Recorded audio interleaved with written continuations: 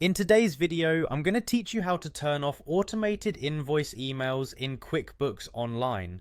This simple and straightforward process will take just 5 minutes of your time. If you're looking to streamline your email communications and avoid unnecessary clutter in your inbox, follow along with these easy steps. First, you'll want to begin by signing into QuickBooks Online.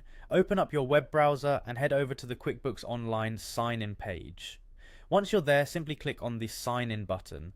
This will take you to the login screen where you'll be prompted to enter your credentials. Choose QuickBooks Online from the options and type in your username and password. After ensuring everything is correct, hit the Continue button to gain access to your account.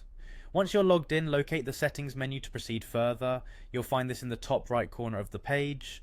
Look for a gear icon which represents the Settings menu in QuickBooks Online. Clicking this will open a drop-down menu with various options for customizing and managing your account.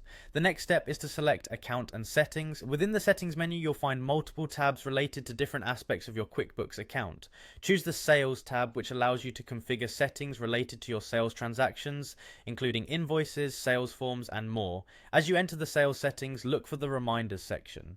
This setting is where QuickBooks manages the notifications it sends regarding various aspects of your financial transactions. Clicking on Reminders will reveal options related specifically to automated emails. Now, to turn off the invoice reminders, which is our main goal, simply toggle the switch associated with automatic invoice reminders to the off position. This action will disable automated emails that are sent out as reminders for outstanding invoices, thus ensuring that your customers or clients no longer receive these specific notifications unless sent manually.